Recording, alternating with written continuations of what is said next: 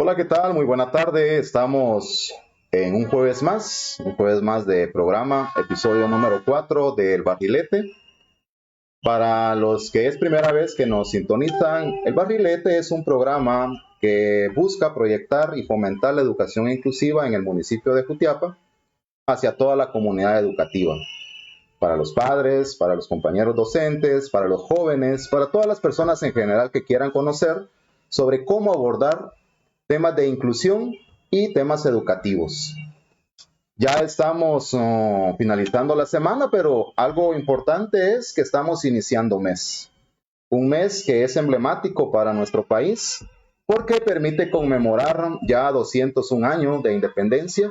Un mes que vuelven las actividades cívicas y que en las distintas instituciones educativas, cada uno de los compañeros docentes ya comenzaron a planificar y ya comenzaron a realizar algunas actividades.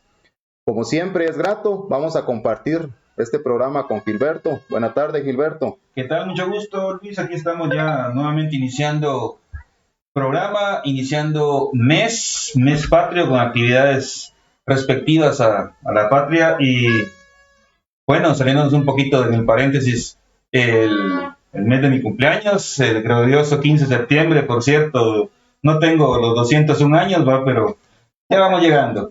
Aquí estamos acercándonos poco a poco al medio siglo.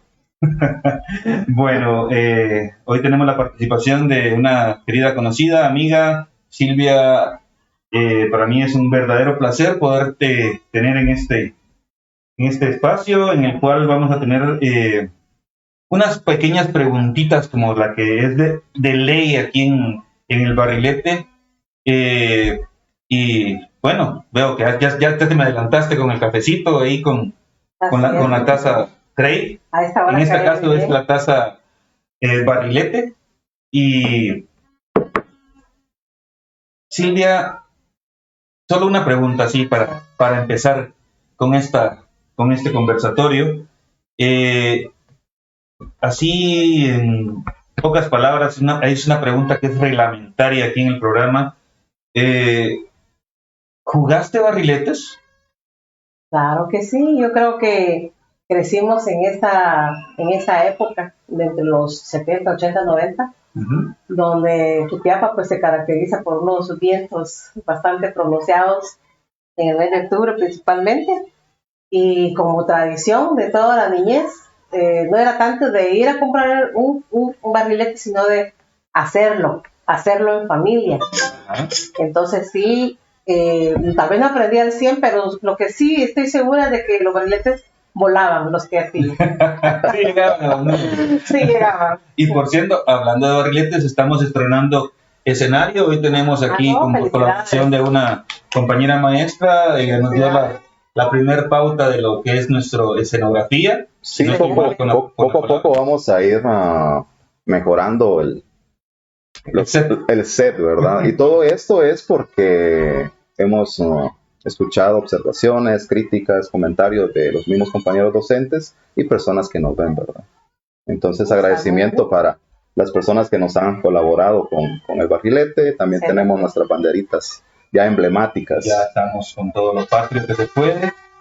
Y ahora me gustaría hacerte otra pequeña pregunta. Está bien, con gusto. Fíjate de que tenemos eso de que a veces tenemos esa curiosidad. ¿Quién es Silvia? Bueno, Silvia Consuelo de Carrillo, mi nombre completo. Soy una ciudadana, una vecina originaria de acá del municipio, del departamento de Jutiapa. En todos mis inicios, pues, estudié con todo el ahínco. Siempre me ha gustado el ir como cultivándose uno, ¿verdad? Mis papás también, a Dios gracias, ellos tuvieron una visión de proveernos pues de ese elemento importante para todo ser humano, que es el conocimiento. Vivo acá, por azar del destino, me ha tocado que trabajar en varias instituciones, puesto que como toda trabajadora social, pues tiene varios espacios, ¿verdad?, de participación. He trabajado para la Secretaría Ejecutiva de la Presidencia, en lo que es básicamente desarrollo integral comunitario. Trabajé también para el Ministerio de Gobernación, siempre en el tema comunitario de prevención de la violencia y el delito. Asimismo, en la Procuraduría General de la Nación, en lo que era la Procuraduría específicamente de Niñez y Adolescencia, en donde pues hacíamos rescates de niños que estaban vulnerados en sus derechos. Y posteriormente pues a ello, acá en el Consejo Nacional de Atención para las personas con discapacidad, pues el mismo tema, ¿verdad? De siempre luchar por los derechos de las personas que más lo requieren. Interesante. O sea, prácticamente toda tu carrera ha estado enfocada a lo que es el rescate y atención a niños y mujeres con riesgo. Así es. Sí, el trabajador social pues se debe a los sectores más vulnerables en nuestra Guatemala. Sabemos pues de sobra pues que la niñez, las mujeres, los adultos mayores son personas vulnerables, y más aquellos que viven en extrema pobreza, y no solo en las áreas urbanas, sino también en las áreas rurales, que es donde más se ven las necesidades de la población. Qué bien, qué bien.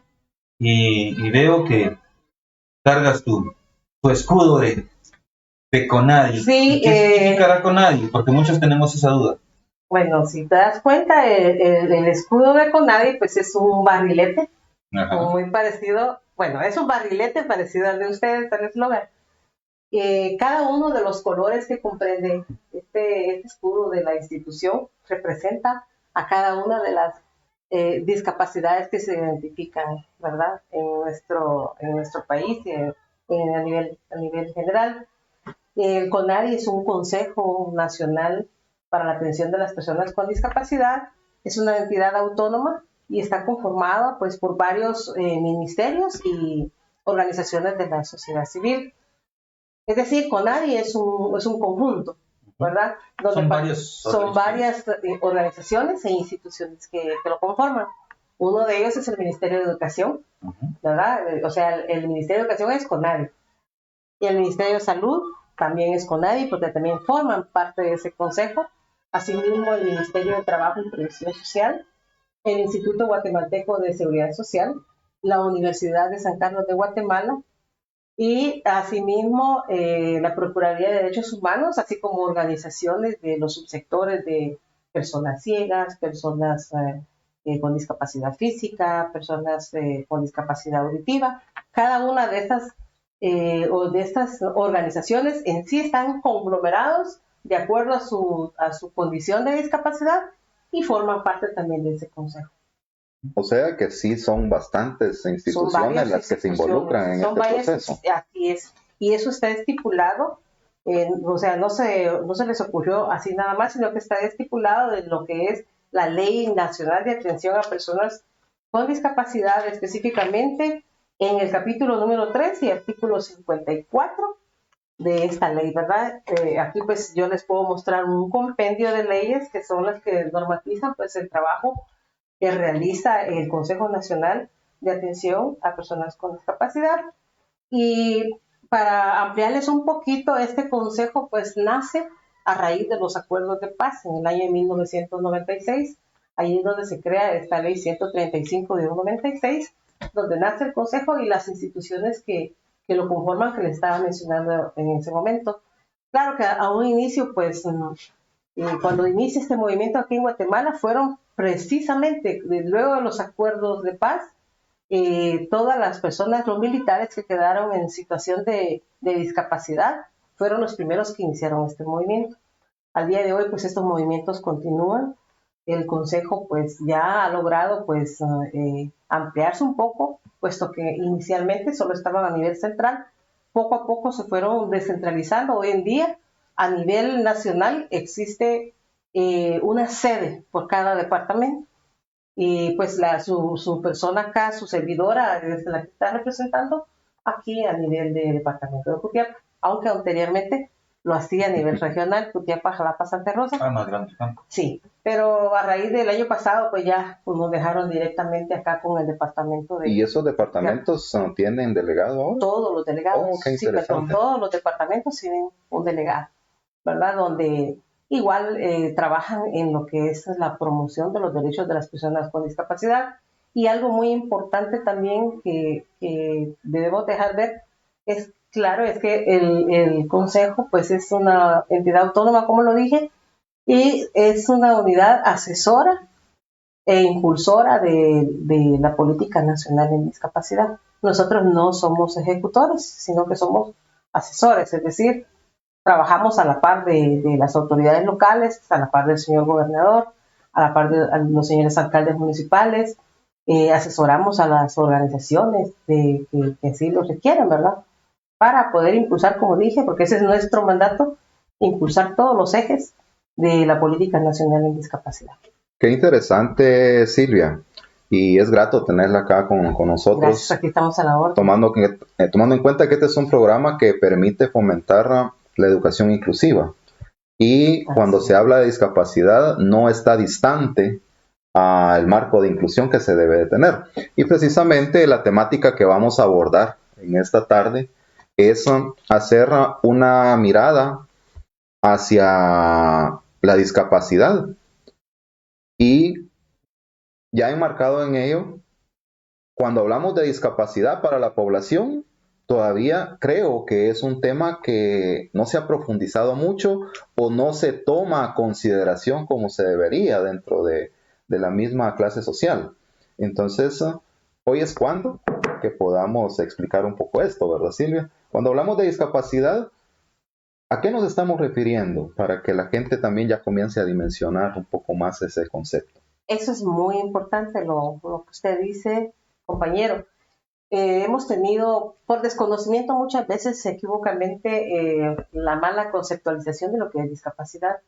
Muchos, pero esto viene, eso es histórico, ¿verdad? Recordemos que antiguamente, y estoy hablando de siglos pasados, las personas creían que el nacer con una condición de discapacidad pues era un castigo del divino o era un hechizo, una situación de esa naturaleza. Y entonces a las personas antes el trato era cruel, algunos los desaparecían, es decir, les quitaban la vida, otros los encerraban, los encadenaban por años en un hospital, abandonados completamente, ¿verdad? Como monasterios. Como monasterios, podríamos decir. Pero a raíz de este siglo pasado, las personas con condiciones de discapacidad empiezan ellos a resurgir y entonces podemos decir que han habido algunos cambios en esa conceptualización. Anteriormente, pues, y aún todavía nos está costando bastante porque antiguamente habían paradigmas en cuanto a la conceptualización de discapacidad. Uno de ellos era el paradigma médico rehabilitador, en donde se consideraba a una persona en condición de discapacidad como una persona enferma. O sea, una persona su conceptualización era que al darle un tratamiento médico, pues esta persona se iba a recuperar e iba a ser una persona ya sin discapacidad. Y entonces ese paradigma aún todavía nos está costando mucho porque muchas entidades o muchas personas creen que tener una discapacidad es estar enfermo. Incluso ha habido muchas terminologías cuando le decimos, ay, es que está enfermito, es que no puede. Y con esas palabras, pues como que hemos ido anulando la participación de las personas con discapacidad. Hoy en día, pues gracias a esa lucha de tantos grupos a nivel mundial, esta conceptualización pues ha ido cambiando, ¿verdad? Ya no es un modelo médico rehabilitador, sino que ahora el enfoque es social. Es el enfoque social y de derechos humanos, donde las personas pues son sujetas de derechos. Al decir sujeta de derecho quiere decir que cambiamos entonces la conceptualización. Hoy una persona en condición de discapacidad se considera de que ya no es merecedora de que se le vaya a propinar una ayuda, algo paliativo, sino que la discapacidad no está en la persona, sino que está en las barreras, en el entorno. Ese es el enfoque de derechos humanos, el enfoque social con que ahora se está trabajando. Es decir, una persona en condición de discapacidad no está enferma, es una persona que está sujeta a derechos, que puede valerse por sí mismo siempre y cuando él se capacite o se le capacite. Él puede muy bien desempeñarse y realizar sus labores. Desenvolverse de acuerdo a, claro, a su de acuerdo a su condición. condición y con los ajustes razonables, de verdad. Por ejemplo, un ajuste razonable puede ser una persona usuaria de silla de ruedas que tenga su lugar de trabajo en X institución y donde él pueda encontrar una rampa para que pueda movilizarse, subir y bajar, ir y venir, donde pueda integrarse, pueda utilizar sus servicios sanitarios sin ningún problema, con puertas amplias, con agarraderos, ¿verdad? Barras que se le llama. Acondicionados. Esos son ajustes razonables para ellos, ¿verdad? Y ellos pueden desenvolverse muy bien. Tenemos grandes ejemplos, si nos podemos a descubrir. Y de hecho, aquí en Guatemala hay una jovencita, ella tiene una discapacidad intelectual, que es el síndrome de Down. No obstante, ella pues elabora trajes típicos. ¿Cómo le llama esta persona? Diseñadora. Es diseñadora. Diseñadora de modas. Y por cierto, es internacional, por cierto. Es internacional, y se ha destacado. Y es orgullo guatemalteco, ¿verdad? Así como ella, tenemos grandes ejemplos de jovencitos en el interior, donde tienen una condición de discapacidad física, no cuentan con sus brazos, pero sí cuentan con sus piernas. Y con sus pies, ellos son capaces de poder hacer unos dibujos excepcionales. Sí. Excepcionales. Aquí en el occidente tenemos muchos jovencitos en esa condición. Hay mujeres también que, faltándoles 2 brazos, son capaces de tener a sus hijos y de amamantarlos, de darles todos los cuidados que requieren. Por cierto, Guatemala tiene un jugador de tenis parapléjico, de silla de ruedas, sería parapléjico, sí. El cual es Julio Ruedas. Así. Julio Ruedas, tuve la oportunidad de conocerlo y es una persona motivadora en una forma excepcional. De igual forma, aquí en Jutiapa yo conozco personalmente a un ingeniero, Carlos Guay, por cierto, nos está siguiendo. Y orgullo también jutiapaneco. Exacto. Y tenemos también a otro compañero maestro, está en el profesor. Sabemos de buena fuente que la escuela pues tiene sus ajustes razonables, debido pues que él es una persona en condición de discapacidad física. Entonces la escuela pues le ha apoyado para lo que es el diseño y construcción de rampas. Así y es, creo que está en proceso la directora todavía. Y personal docente se pusieron de acuerdo para poder realizar esas adecuaciones físicas al establecimiento, en el cual, créamelo, ha sido un verdadero privilegio poder ir a ese establecimiento. Si nos estás viendo, un saludo. Saludos, profesor. Y a todos los maestros. Y a todos los maestros específicamente, que fueron los que se pusieron con esa ardua tarea de adaptar el establecimiento a estas condiciones que el compañero necesita. Y igual, todavía hay ciertas cositas, como mencionaba la última vez en una reunión que tuvimos contigo, lo que son las adaptaciones a sus servicios sanitarios, pero ahí va poco a poco. Sí, la verdad es que es de felicitar a todos los maestros, directores, directoras, que muestran esa empatía, ¿verdad?, hacia las personas con discapacidad, porque finalmente eso es lo que nosotros necesitamos en nuestro país, ser empáticos, y no solo en el tema de discapacidad, sino en todo. Hasta cuando hablamos de medio ambiente también hay que ser empático, ¿verdad? Mucho ayuda al que no molesta, dice. Esto has dicho ahí, ¿verdad? Entonces, una felicitación a todos los maestros, pues que tienen esa empatía para sus compañeros maestros y asimismo para los alumnos también, ¿verdad? Porque también son sujetos de derechos, como decíamos hace un momento. Todas las personas con discapacidad tienen derecho a la educación, tienen derecho a un nombre, Y fíjense ustedes que tenemos, más adelante les voy a hablar de las oficinas de discapacidad. Tenemos conocimiento a través de las oficinas de discapacidad que hay personas que sobrepasan ya los 20 años con una discapacidad que no pueden ser objeto de beneficios de los programas sociales porque no tienen documentos. O sea, no existen. No existen o sea, legalmente en no existen. Legalmente no existen en el sistema porque carecen de ese documento. ¿Y cuál es la razón? Bueno, hay muchas circunstancias. Y lamentablemente la primera de ellas, la primera causa es que el padre de familia muchas veces es el primero que discrimina a sus hijos cuando nace con una condición de discapacidad y se les olvida, no lo ve importante y nunca lo registra. Entonces tenemos varios casos, hemos estado en coordinación con el RENAP, gracias a Dios los delegados de acá de RENAP han sido bastante receptivos con nosotros y están en proceso, están en trámite, ¿verdad? Lo que queremos es hacer como una especie de convenio con ellos a manera de que las personas que presenten esta situación o esta condición, pues que se les exonere de ese gasto, ¿verdad? De ese cobro administrativo, pues que conlleva, ¿verdad? Pero es uno de los derechos que también se les veda a las personas con discapacidad. Y ellos tienen derecho a un nombre, a llamarse como tal, ¿verdad? Tienen derecho a la educación, a formarse, tienen derecho a la salud, donde reciban pues atención de calidad y sobre eso trabajamos, ¿verdad? Con todas las instituciones a través de una comisión departamental de discapacidad en donde se les pueda brindar ese tipo de servicio humano, digno a una persona con discapacidad.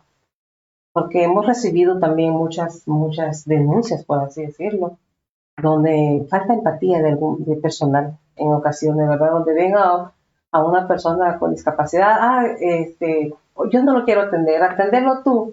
No, yo no, porque... Se tiran la bolita, sí, como se dice. Sí. Y entonces no, ¿verdad? Pensemos de que hoy, como dice otro dicho, yo tengo muchos dichos, y otro de ellos es hoy por ti, mañana por mí.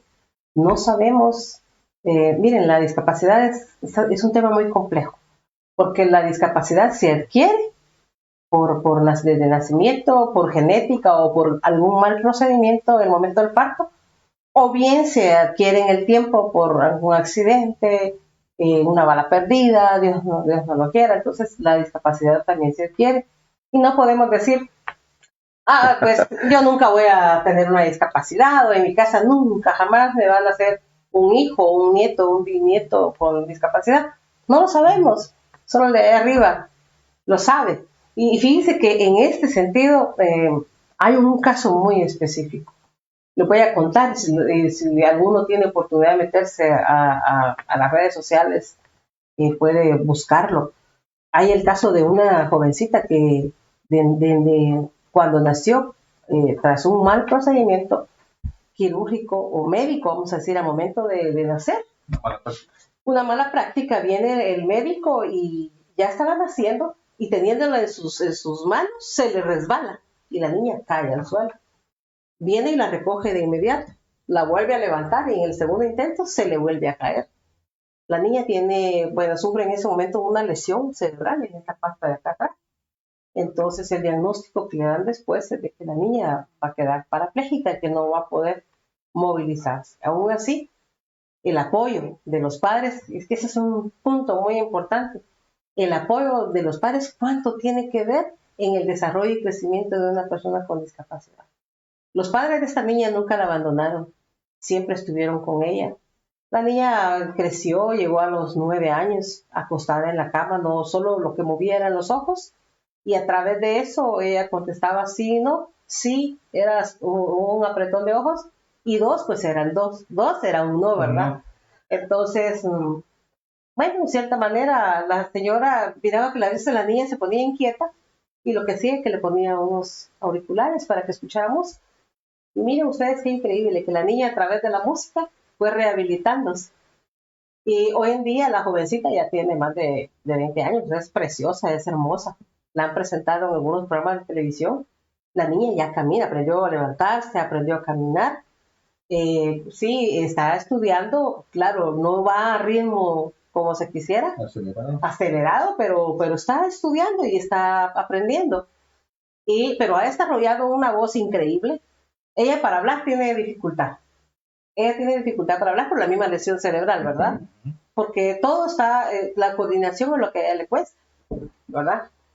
Pero cuando esa niña la acompaña a su papá con la guitarra, tiene una voz Angelical. privilegiada. Y así como eso hay muchos casos. Sí, fíjese que lo que está mencionando Silvia es bastante interesante. Y cuando se habla de discapacidad, sí es un término muy complejo y de hecho, dentro de nuestra sociedad se marcan muchas etiquetas, ¿verdad? Y eso está sujeto también a que se discrimine o que se vea no con buenos ojos las personas que tienen una condición de discapacidad. Así es. Algo importante que tenemos que tomar en cuenta sería el apoyo de los padres y se me anticipó usted a lo que iba a comentar con ese ejemplo de los padres, pero creo que sí es importante, ¿verdad? Porque si en casa, si en el seno familiar se le da el apoyo a estas personas que por alguna circunstancia tienen discapacidad, creo que cuando salen a la sociedad en sí, como que ya no son tan vulnerables, creería yo, pues, no sé, desde el marco que usted tiene, de esa concepción de trabajo que ha realizado y desde ese largo recorrido y desde lo que hace Conadi, ¿verdad? No sé si será así, desde que se tenga ese apoyo en casa, le va a permitir también poder enfrentar lo que fuera de casa también venga. Que estamos hablando, dícese de escuela, dícese de repente si tiene oportunidad de trabajo. Entonces, recordemos que de por sí, las personas que no tienen una discapacidad están sujetas a etiquetas, muchas veces a discriminación de trabajo, muchas veces a discriminación de otro tipo de situaciones, no digamos las personas con discapacidad. Entonces, ¿dónde se ve ese apoyo familiar? ¿Será que incide para que ellos puedan fortalecerse emocionalmente? Rotundamente, como les digo, hay muchos casos en donde personas con discapacidad han sobresalido y entonces se observa ese apoyo familiar y muchos de ellos lo dicen, si no fuera por mi mamá, si no fuera por mi papá, yo no hubiera vencido ese temor, porque muchas veces en ellos está el temor de las etiquetas, como usted lo dice, ¿verdad? Lamentablemente, pues nuestra sociedad todavía eh, no ha vencido, tal vez no la palabra correcta, la estoy buscando, pero nuestra sociedad todavía tiene esta falta de conciencia. Ese paradigma que usted mencionó al principio. Ese paradigma médico rehabilitador, Ajá, en donde incluso llaman a las personas por apodos. Es una palabra muy común, ¿verdad? Y donde se discrimina y se etiqueta a una persona con discapacidad. Como dije, hay que ponernos en el lugar de ellos y valorar los logros y los esfuerzos que ellos han hecho. Ya lo decía aquí el compañero Cosío, tenemos aquí en Jutiapa varios ejemplos. Vamos a ir con el ingeniero Carlos Guay, una persona a la que yo admiro sobremanera, porque en su condición de discapacidad, él es una persona independiente. Él trabaja, es un guardabosques del CONAP. Él hace su trabajo, va a donde tiene que ir, no hay límites para él. Tiene su vehículo, él lo maneja y no necesita pues de apoyo en ese sentido. Pero entrevistándolo en alguna oportunidad, a lo que decía acá el compañero Luis, me decía el ingeniero White, gracias a Dios conté con el apoyo de mis papás desde un principio. Y sin ellos, pues para mí hubiera sido más difícil. Y así como él, pues encontramos, por ejemplo, tenemos también aquí otro caso del profesor Aníbal Murga, que él tiene una discapacidad visual. Sin embargo, el profesor, él va y viene a todas partes. Es una persona muy preparada, es una persona con mucho conocimiento y tiene un gran espíritu de servir. Y él se moviliza, no sé si ustedes lo ven aquí en Jutiapa, él se moviliza en bus, va a la capital, va y viene. Y también es profesor de braille, cuando lo quieran invitar. ¿Así? También es una persona muy preparada, al igual que su esposa, la señora Auri también es maestra de braille. Y son personas que se desenvuelven, pero han tenido ellos el apoyo familiar. Han tenido, la familia ha estado constante en todo momento y no los tratan como enfermos, no los tratan como personas que no se pueden valer por sí mismas, al contrario. Es alguien más en la familia. Sí, es alguien más en la familia. Sí, lo que a veces como como individuos vemos a alguien con alguna discapacidad y venimos, ay, pobrecito, Ajá. qué pobrecito. Lo subestimamos. Lo subestimamos, es la palabra. Y aquí lo correcto es, cuando nosotros tenemos la oportunidad de contactarnos con una persona con discapacidad, es preguntémosle, ¿le ayudo? ¿Necesita apoyo? ¿Por qué le va a decir? ¿Verdad? Él le va a decir, si quiere cruzar una calle, una persona ciega, por ejemplo, preguntémosle, disculpe, ¿le puedo ayudar? ¿Necesita ayuda? Necesita ayuda. Y mire qué interesante es, porque, por ejemplo, hay que reconocer cuando una persona ciega utiliza un bastón, el bastón es como la parte... Son como las señales que ellos Las señales, eso les sirve a ellos para orientarse. Sí, porque estaba leyendo de que si lo tienen a media posición, están pidiendo ayuda. Están pidiendo ayuda. Cuando ellos levantan su bastón, están pidiendo ayuda. Entonces, ahí es cuando tenemos nosotros que acercarnos, ¿verdad? Y si somos conductores, pues también cederles el paso, ¿verdad? Ser solidarios, condescendientes, ¿verdad? Cederles el paso. Una persona, los bastones a ellos, aparte de que les orientan, pues también nos sirve para orientarnos a nosotros, ¿verdad? Cuando el bastón tiene varios colores, cuando tiene el color verde, rojo y azul, quiere decir que es una persona que tiene una discapacidad múltiple. Es decir, aparte de que no solo son ciegos, sino también del oído. Qué interesante. Entonces es más complicado. Qué interesante saber eso.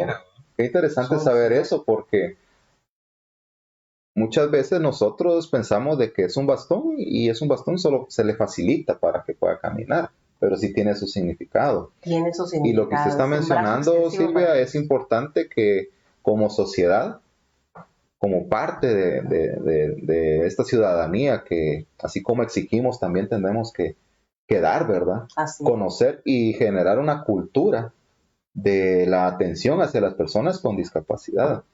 Las conozcamos o no las conozcamos. Quiero hacer un pequeño paréntesis, porque sí hay personas que nos están siguiendo y es importante también mencionarlas.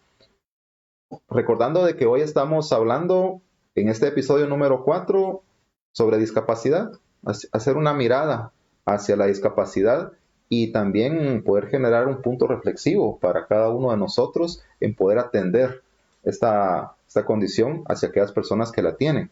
Entonces acá tenemos a la licenciada Gloria Mancía, que nos está sintonizando. Felicidades. Salseño Nelly, también, excelente. La licenciada Claudia Argentina Rodríguez Muralles también nos está viendo y dice felicidades. Mivi Miolita también nos comenta, buenas tardes, los felicito por abordar un tema sumamente importante para la sociedad y muy especialmente para la comunidad educativa. Y quiero hacer hincapié en el mensaje de compañero docente Roberto Marroquín. Él nos hace referencia. A veces duele ver a compañeros maestros con años de vivencias en el magisterio hacer a un lado a niños con discapacidad. Me pasó con mi hija, pero gracias a un maestro de vocación logró superar mi hija su situación. Ya no quería ir a la escuela. Como padres no nos hemos cansado de apoyarle desde pequeña. Sí, es esa parte vivencial que nos está compartiendo el profesor Roberto Marroquín, que esperamos tenerlo por aquí próximamente en un episodio. Es un docente bastante inclusivo, bastante creativo y bastante inquieto, ¿quién lo para? Sí, entonces saludos profesor Roberto y muy, muy pertinente lo que nos está comentando, haciendo énfasis a lo que usted nos está diciendo ahorita, ¿verdad, Silvia? Entonces, tenemos por acá, para terminar, a Sharon Rocinés, también nos está viendo, señor Irma Yolanda Sánchez. Saludos. Entonces, a todos los docentes que nos están acompañando, o padres de familia, o personas que están interesados sobre esta temática. Discapacidad. Ya usted nos ha mencionado que es difícil romper ese paradigma que se viene manejando. Hay que hacerlo. Creo que los cambios son buenos. Los cambios son buenos, cuestan al principio y muchas veces se generan de repente incomodidades o daños colaterales o vienen cosas que a veces uno no las tiene muy, muy presentes de que pueda suceder, pero hay que atreverse y hay que tratar de transformar. Y esa transformación no solamente es de pensamiento, sino que es de prácticas culturales, de acción. Entonces sí es importante que como ciudadanos dimensionemos esto. Terminologías creo que son diversas, muchas coloquialmente, y esa forma coloquial de referirnos a una persona con discapacidad, como, sí, de hecho, ya no tendrían que decirse, ¿verdad? Sí, pero usted ahorita nos va a comentar sobre esos términos, porque muchas veces, si tiene discapacidad visual, ¿qué es choco? Son términos que creo que toda la población en algún momento lo hemos escuchado, ¿verdad? Sí, por supuesto. O es minusválido, ¿verdad? O sea, son términos que de repente, en algún momento, se apreciaban dimensionando el contexto. Pero hoy sabemos que en pleno siglo XXI, y tomando en cuenta todo el marco legal que se tiene en nuestro país, creo que también es importante culturizarnos en la terminología, ¿verdad? ¿Sí? ¿Qué podemos hablar acerca de los términos más comunes que erróneamente muchas veces caen las personas o caemos de repente, ¿verdad? Sí, es que miren, aquí la cuestión es que la barrera más difícil que tenemos que romper es la barrera actitudinal, nuestras acciones. Y como les decía, a veces etiquetamos a las personas con terminologías inapropiadas. Por ejemplo, hoy en día, de acuerdo a la Convención Internacional sobre los Derechos de las Personas con Discapacidad, se ha definido una terminología adecuada para referirnos a una persona con discapacidad.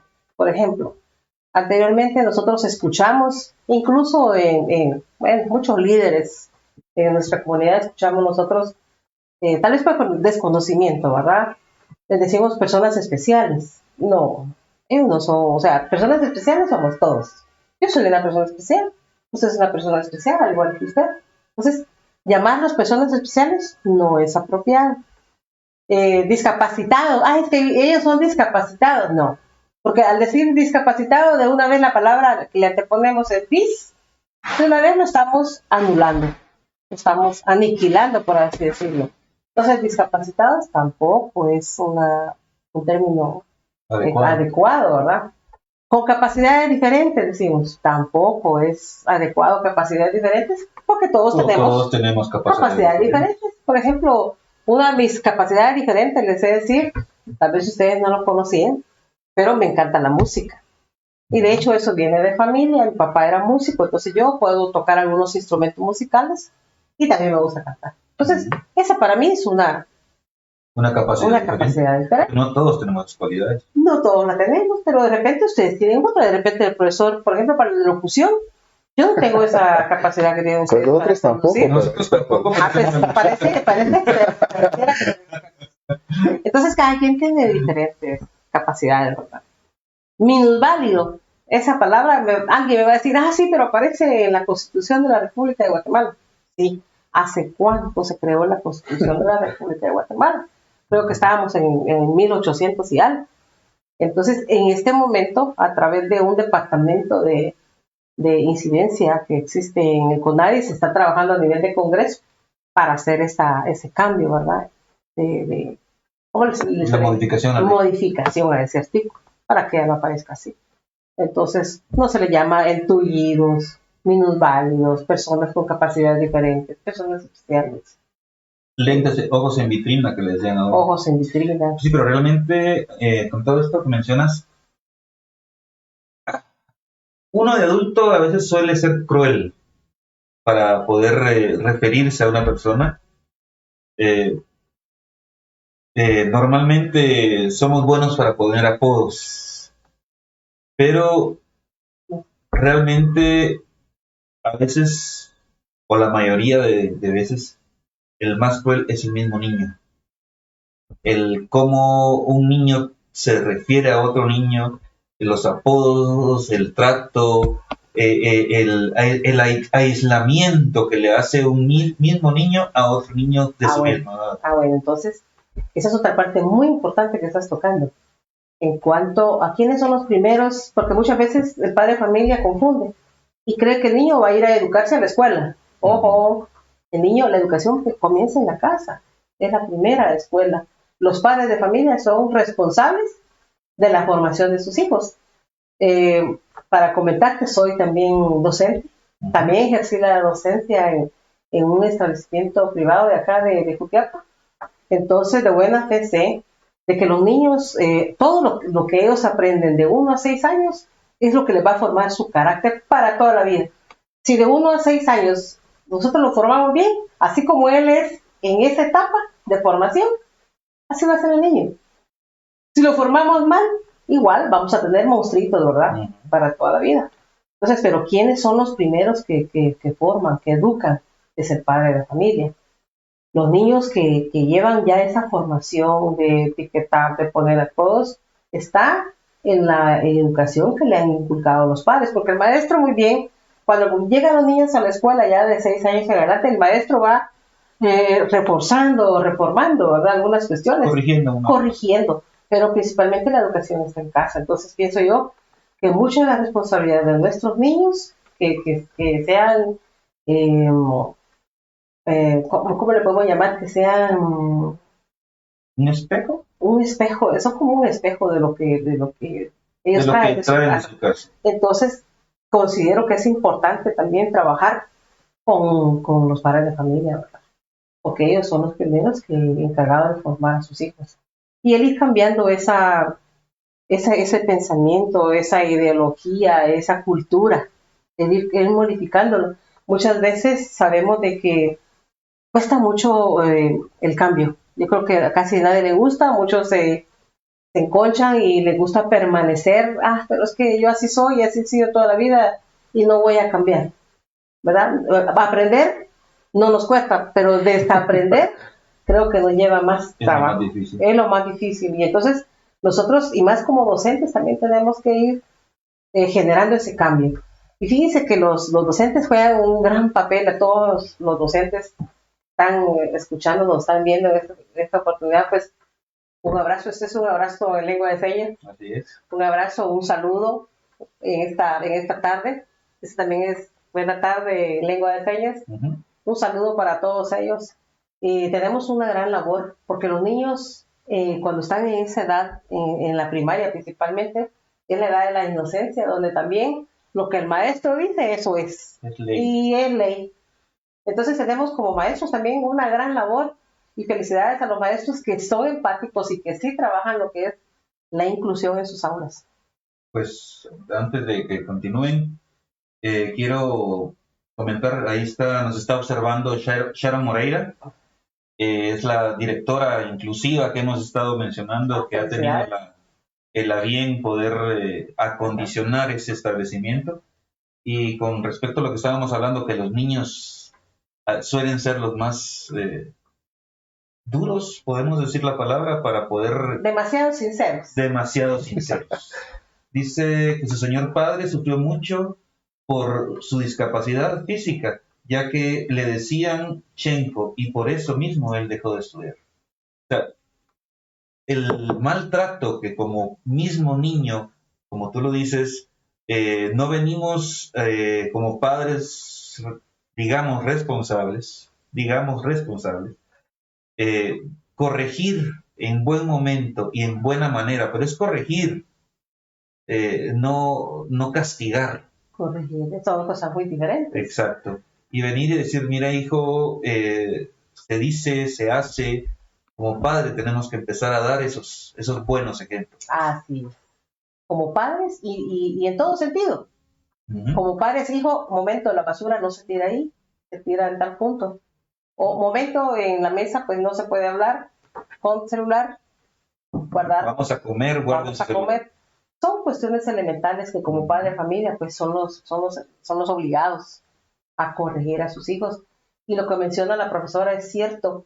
Los niños a veces son demasiado crueles y tienen estereotipos con los niños en condición de discapacidad, llamándoles de mil maneras, el renco, el chenco, el choco, Y realmente son palabras muy hirientes. Y déjenme decirles que hoy por hoy, una de las tareas que tenemos o de los desafíos que tenemos más grande es el poder empoderar a las personas con discapacidad y que ellos conozcan que tienen sus derechos, porque también está penalizado el utilizar esas palabras tan hirientes.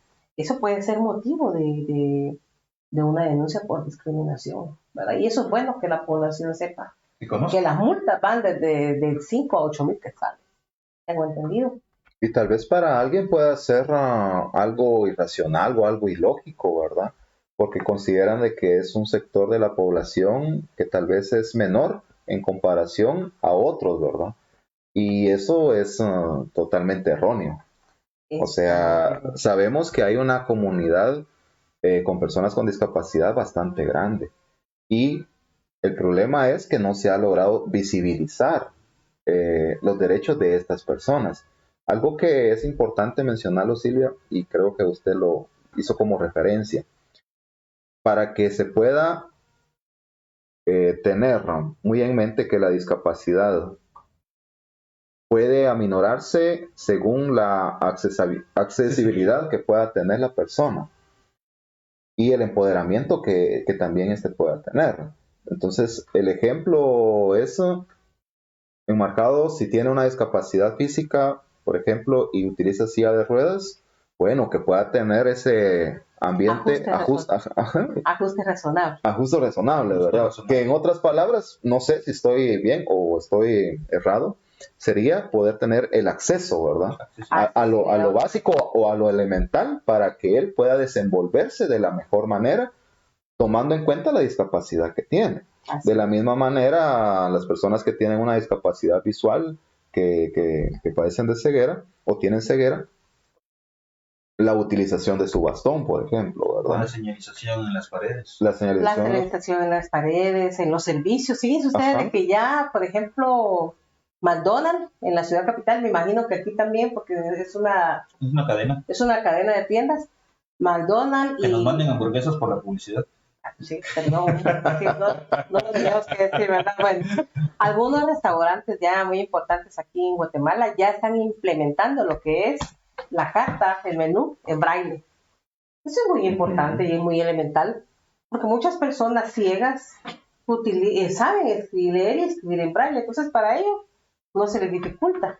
Por ejemplo, las elecciones generales que siempre hay, anteriormente ellos no podían votar, o sea, sí votaban, pero alguien más tenía que agarrar la mano y... Esto es fulano, esto es mengano. Sí, y al final de cuentas ellos no sabían, pues, si realmente era o no era. Hoy en día, pues, se luchó y las boletas, ya vienen boletas en braille para que ellos puedan elegir con libertad quién su candidato a elección, ¿verdad? Entonces, ese es un buen ejemplo sobre la accesibilidad que ellos necesitan para poder ser independientes, que es lo que buscamos, ¿verdad? Por ejemplo, que también en la ciudad capital ya hay algunos también calles y avenidas, restaurantes, que tienen el sistema braille en las paradas de buses. En las avenidas ya colocaron esas franjas. Hay unas franjas táctiles, donde ellos con sus primeros, el bastón, recuérdense que es el brazo extensivo. El bastón es el primero que le va direccionando, ¿verdad? Y esas franjas que están en los cruces táctiles, donde ellos pues pueden caminar sin ninguna dificultad. También pensemos ahora en las personas sordas también, que también es otro término que muy mal llamado, el decirle, ay, viene el sordomudo. Sí. ¿Es que él es sordomudo? No, no es la palabra apropiada, simplemente es persona sorda o sordo, o persona con discapacidad auditiva. Porque algo que les decíamos es de que, y que a veces desconocemos, ¿verdad? Que una persona sorda no habla porque no escucha, o sea, no ha conocido el sonido de la letra o la frase para poderla reproducir. Exactamente, entonces por eso es que, pero él sí gesticula porque puede emitir sonidos y gritos, pero nada más porque no, como dices tú, no ha conocido, ¿verdad? Tenemos casos donde jovencitos de 10, 12 años les hacen su examen auditivo Y entonces logran detectar que con un aparato sí es posible que ellos escuchen. Se les compran su aparato y las personas escuchan. Y vean qué bonito, algún día vamos a experimentar eso aquí en Jutiapa, porque es un proyecto que nosotros lo estamos implementando con las oficinas de discapacidad. El poder hacer estos exámenes a estos jovencitos, que ellos tengan acceso a un su aparatito. Y vean qué bonito, cuando ellos por primera vez escuchan, hasta en ese momento ellos empiezan a conocer las vocales, las consonantes. Aprender a hablar. Es como aprender a hablar. Yo estaba viendo un video en el cual a un bebé aproximadamente de 1 año, por primera vez escuchó las palabras o la voz de su mamá. Ah, Le ponen el aparato y el niño cuando, mi hijo le dice, pero en inglés, ¿verdad? Le dice la madre y el niño se queda reconociendo inmediatamente la voz de su mamá por haberla escuchado 9 meses en el vientre, porque recordemos que es por vibraciones. así. Y cuando escucha la voz de su mamá, el llanto que tenía se queda así como que, esa voz la conozco. Es un bebé, pero en la expresión se nota esa actitud de que la conozco. Y se calmó y se tranquilizó. Así es. Y con un ajuste razonable, ellos pueden llegar a escuchar.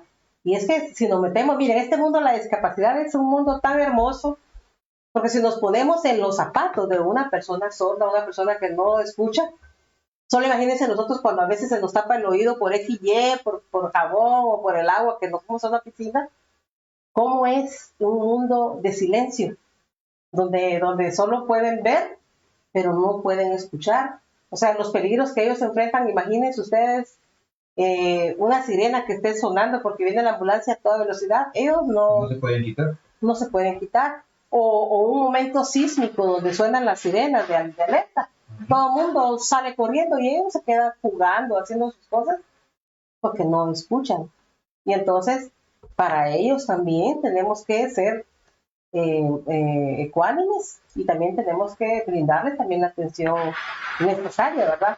Una persona sorda, si nosotros no tenemos dificultad para comunicarnos con ellos, lo más práctico es verle a los ojos y hablarle despacio y de frente, porque ellos muy bien saben leer nuestros Para la labios. lectura de labios. Uh-huh. Algo que es importante también mencionar, Silvia, Ajá. que la comunidad de personas con discapacidad auditiva, en este caso sordos, es bastante grande. Es muy grande. Precisamente estábamos platicando con Gilberto en la mañana, dentro de las funciones que tenemos en nuestro trabajo, y estábamos revisando nuestra base de datos. Estamos hablando solo de lo que vemos escolarizado. No estamos dimensionando todavía la cantidad de personas que ya no estudian, ¿verdad? Que tienen esa condición. Y sí estábamos observando de que hay una gran cantidad de niños sordos en las escuelas, acá en el municipio y por ende en el departamento. Y que se tiene que buscar alguna atención específica con ellos para que ellos puedan comunicarse dentro de los salones de clase, dentro de la escuela y con sus familias. Tomando en cuenta todo eso que se está mencionando, le pregunto, Silvia, ¿qué medidas o qué acciones entonces se debe de tomar para sensibilizar más a la población? Desde esa trinchera que usted tiene en CONADI, ¿qué medidas cree usted que son las que sí o sí se deben de tomar en cuenta o ya se están accionando, ya sea directamente como institución y con ayuda de todas las demás instituciones que colaboran, ¿verdad? Y que promueven ese resguardo y ese conocimiento de los derechos hacia las personas con discapacidad? Sí, gracias. Y antes que continúes, fíjate que relacionado con lo mismo, Ajá. pregunta una docente, como docente con alumnos con necesidades, ¿qué apoyo podría brindar CONADI? Sí, bueno, antes voy a responder acá y yo creo que voy a dar respuesta también a la pregunta. Por eso te decía, como que sí, va de la mano. Va de la mano. Antes que nada quisiera, en referencia a lo que decía aquí el profesor Luis, Jutiapa tiene una gran cantidad, una prevalencia de personas con discapacidad auditiva. A nivel departamental, de acuerdo a los registros que se tienen de la información recabada por las oficinas municipales de discapacidad, prevalece la discapacidad física con un 37%. y le sigue con un 31% lo que es la discapacidad auditiva. Y, ¿verdad? Es preocupante. Hay muchos municipios, algunos de ellos, Jutiapa es uno de ellos. Jutiapa tiene una prevalencia muy grande de discapacidad auditiva, así como Pasaco también tiene una gran prevalencia. Entonces, nosotros tenemos que accionar, ¿verdad? Como CONADI, como decía en un principio, nuestro mandato es ser un ente asesor en la Política Nacional de Discapacidad. Y el primer mandato que tenemos es promocionar o promover lo que es la política y hacerlo pues que las autoridades viren su mirada hacia el sector de personas con discapacidad para que se incluya, ¿verdad?, dentro de sus programas municipales lo que es el tema de discapacidad. A nivel departamental, pues se cuenta con una comisión departamental de discapacidad en donde aglutina a todas las instituciones, ya sea el gobierno central o instituciones privadas que tienen programas eminentemente con presupuesto para lo que es la atención de personas con discapacidad. Entonces, ¿qué es lo que hacemos nosotros? Nosotros somos como los que tejemos la telaraña. Los convocamos, monitoreamos, ¿verdad?, a las instituciones para que incluyan dentro de estos programas, dentro de proyectos, dentro de planes de trabajo, lo que son las personas con discapacidad. A nivel del Ministerio de Educación, creo que este es un gran logro que estamos haciendo, ¿verdad?, con el Ministerio de Educación, el fomentar esta cultura a toda la comunidad educativa que tenemos la oportunidad de llegar a sus hogares, ¿verdad? ¿Y qué es lo que nos corresponde a cada uno? Pues es, en primer lugar, de concientizarnos y ponernos a pensar que hoy por ti, mañana por mí. Hoy no tengo una discapacidad, pero mañana sí. Y en el lugar donde yo esté, tengo que poner mi granito de arena, ¿verdad? En el lugar donde me encuentre. Si es a nivel comunitario, pues con la comunidad, con mis amigos, con la comadre, con el compadre, motivarlos en apoyar a una persona en condición de discapacidad, en brindarle algún ajuste razonable, en ser solidario, ¿verdad? Y hacia ese cambio actitudinal es donde tenemos que trabajar y donde la Política Nacional de Discapacidad enfatiza en cuanto a la toma de conciencia y eliminar esas barreras arquitectónicas y esas barreras actitudinales. ¿Cómo? Trabajándolo a nivel local, trabajándolo a través de los alcaldes, como dije, a través del señor gobernador, a través de los señores diputados, que son los padres de la patria, que así nos enseñaron, ¿verdad?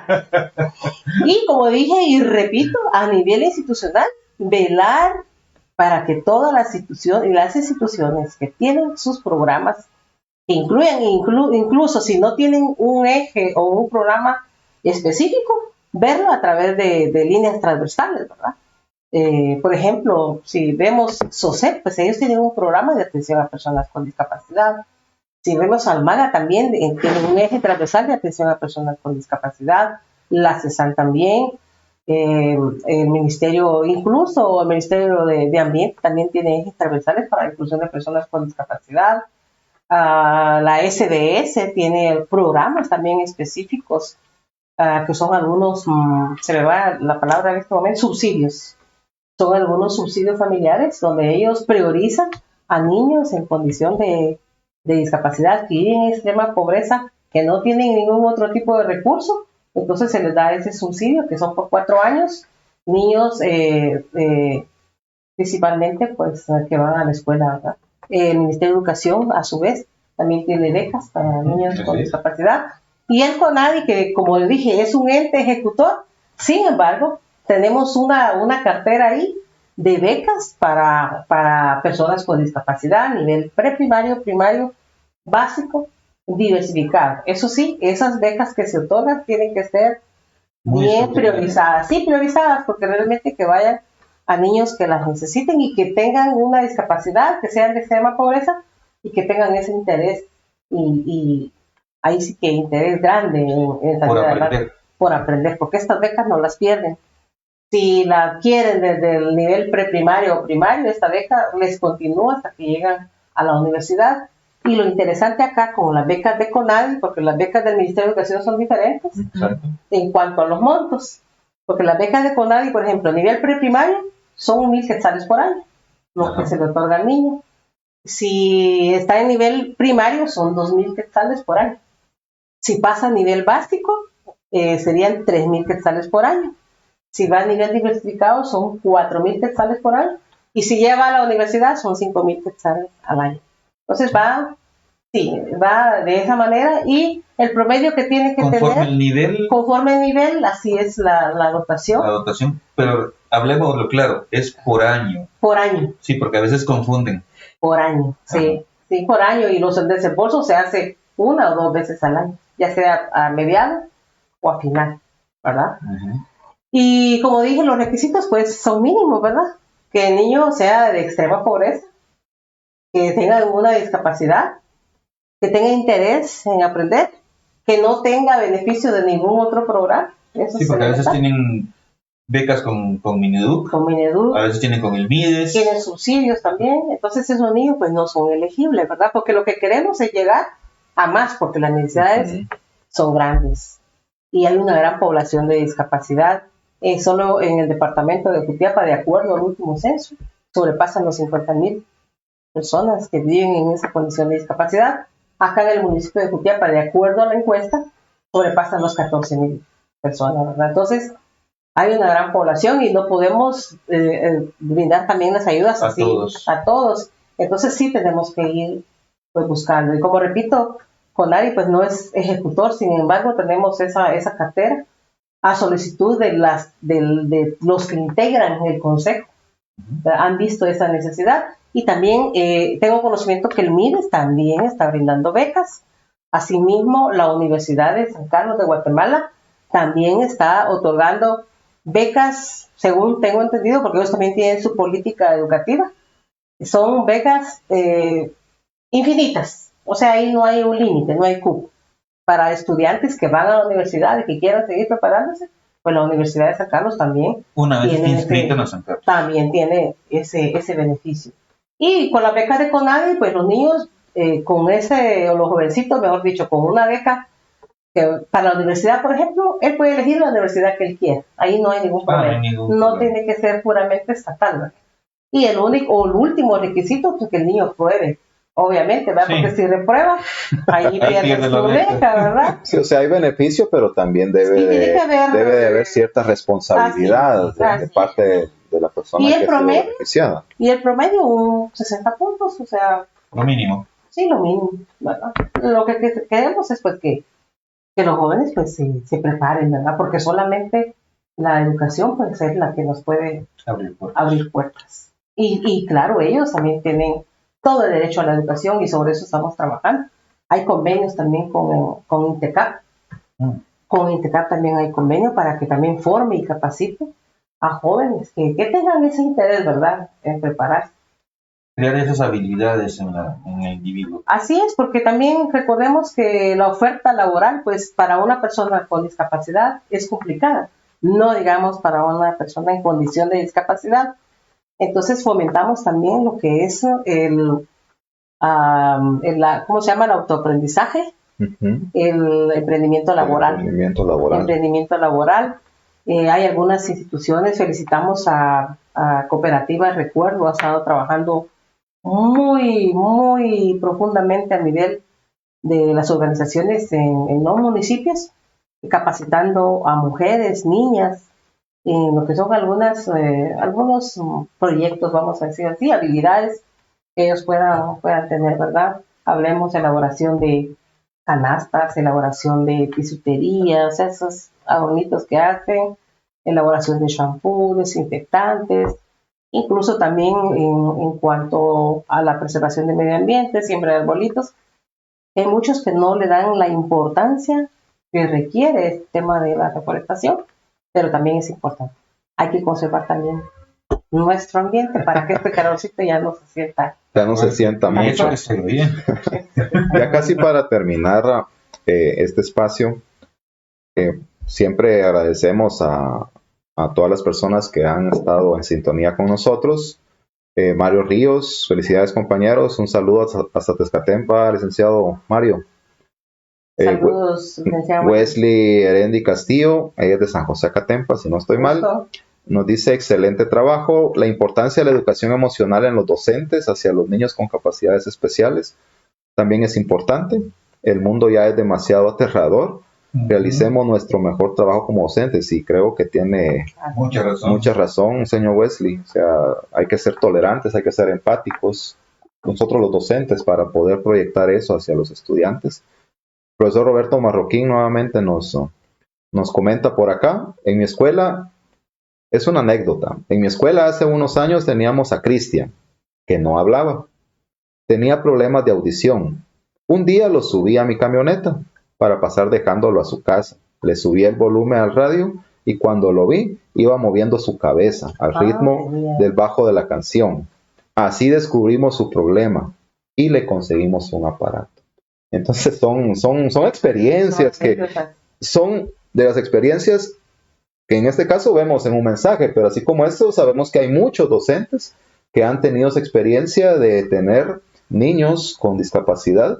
En este caso es auditiva, pero sabemos que hay una diversidad de situaciones, ¿verdad?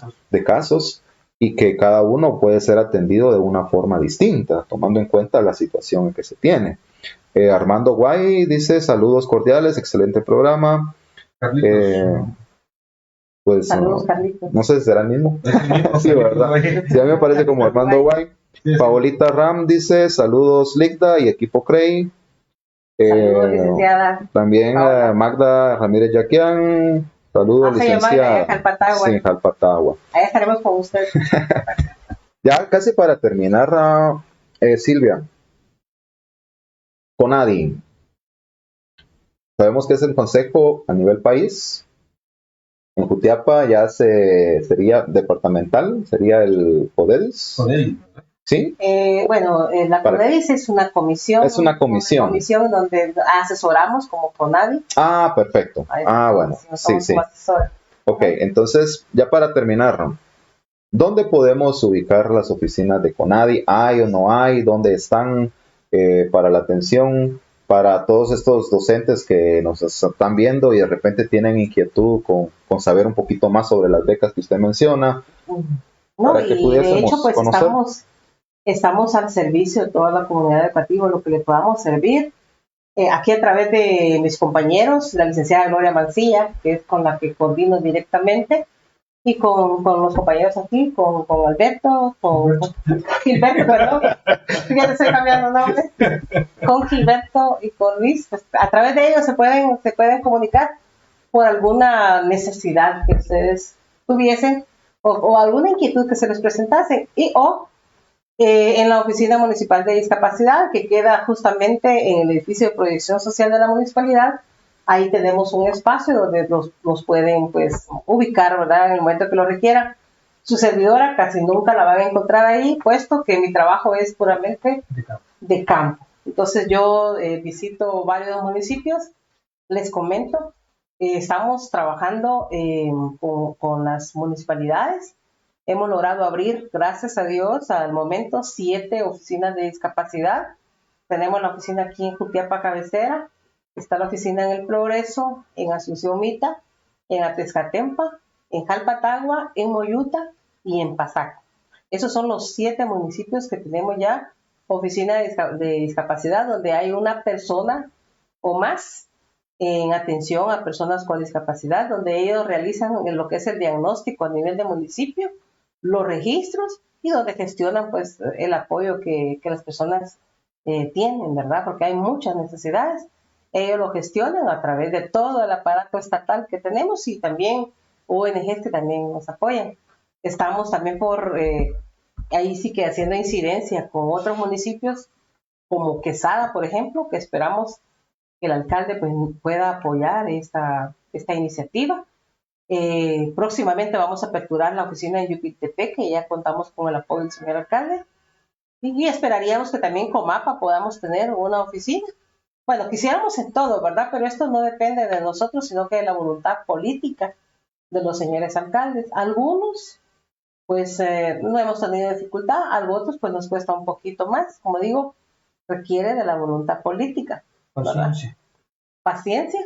Pero los alcaldes que han sido bastante receptivos, ellos saben que el ayudar a una persona con discapacidad, el apoyar, pues es una bendición para ellos, ¿verdad? Es una bendición porque como quiera que lo veamos, yo lo veo desde el punto de vista de que hacer el bien sin mirar a quién, pues, y eso es una bendición de Dios. Y es una necesidad latente que lo ve cada alcalde en sus municipios, porque, como lo dijimos, creo que vemos pocas personas, dicen, es un número pequeño, pero estamos hablando de 50,000 personas, solo en Jutiapa. Solo en Jutiapa. Y pensemos también que la discapacidad es una condición. Que ahorita Por ejemplo, puedo estar yo bien, sí, y salgo, me aparte, resbalo. el profesor, Y Dios no lo quiera, ¿no? el profesor que mencionó hace un momento sobre una ayuda, un ajuste razonable de un aparato auditivo, nos pasa a muchos. Por ejemplo, yo ya tengo una necesidad de utilizar lentes, tengo que hacer un chequeo, porque mi visión ya no está al 100, aquí tú también, entonces sí, y es una condición también, ¿verdad? Que nosotros no lo hemos aceptado, es diferente, ¿verdad? Pero yo debería ya de usar lentes, si bien acá pues tengo mi pequeño documento aquí, pues ya las letras tienen que una ser letra daría el tamaño 15. 14. 14. Entonces, en eso estamos trabajando, compañeros, y ahí nos pueden ubicar, estamos a la orden en lo que podamos. Ahorita estamos ofreciendo lo que es el curso de lengua de señas, principalmente por esas altas tasas que tenemos de personas con discapacidad auditiva. Estamos desarrollando un curso de lengua de señas que inició precisamente el viernes pasado, pero también a nivel del Ministerio de Educación, la licenciada Gloria pues está promoviendo también un curso de lengua de señas, pero de manera virtual. Tengo entendido que hay cerca de 200 docentes que ya se inscribieron en lo que es San José Acatempa, Moyuta y Pasaco. Cono Sur. Todos, de este lado, Moyuta, Pasaco y Atezcatempa. Y me imagino que también ya están buscando la manera de cómo seguir promoviendo a nivel del Ministerio de Educación. Y es que sí, de acuerdo a la ley de lengua de señas que fue aprobada el 27 de enero de 2020, que ya cuenta con su reglamento en el 2021, y el Ministerio de Educación será el encargado de promover la divulgación de la enseñanza de la lengua de señas. Pero ya, aquí un día para comenzar. Eso es lo bueno. Un saludo a señor Edith Quintanilla, y por cierto, si nos estás viendo, ojalá nos acepte pronto la invitación para venir a platicar. Te estoy comprometiendo públicamente. No, pero aquí se siente uno en familia, la verdad. La verdad que sí es bastante. Bien atendida. Sí, bien atendida. Y no, y la armonía, ¿verdad? El compañerismo se siente. Y es muy bonito. Así que con gusto me invitan en otra oportunidad. No, con todo gusto. A la orden siempre para que vengas a platicar con nosotros. Sí, estamos a la orden. ¿Ves? Sí, ya estamos finalizando. Conclusión, creo que hay que ser más empáticos, hay que ser más abiertos a practicar una cultura de atención, de paz, y que nos permita poder generar esa atención hacia las personas con discapacidad. Tener muy en claro los ajustes razonables, ¿verdad? Los ajustes razonables. Hacia las personas que lo requieran. El trato. Generar esos espacios, esa accesibilidad que realmente se pueda dar, ¿verdad? Sé que hoy nos quedó corto el tiempo porque esta temática es muy compleja, pero nosotros le agradecemos, Silvia, porque sabemos que su agenda es bastante saturada y hizo el espacio para que hoy pudiésemos compartir durante esta hora esa mirada hacia la discapacidad, como lo estuvimos promocionando, y que usted está en su casa o en su área de trabajo y que nos está viendo o que nos estuvo viendo o que nos va a ver posteriormente. Está escuchando porque tienen el teléfono escondido. Sí, que haya identificado que es importante que nosotros podemos generar ese cambio. Y si nosotros lo podemos generar, creo que poco a poco vamos a hacer más. Así que agradecidos porque haya estado con nosotros, Silvia. Esperamos, claro, tenerla en una próxima oportunidad. A la orden, ahí estamos para servirles y a todos en su casa, muy buena tarde. Que la pasen bien. Gilberto. Un gusto, gracias por la compañía, Silvia. Liz, te agradezco mucho el poder estar esta tarde y como siempre poder compartir micrófonos. A cada uno de ustedes un fuerte abrazo y buena tarde, mucho gusto. Nos seguimos viendo y a iniciar con todo este mes patrio. Feliz tarde. Feliz.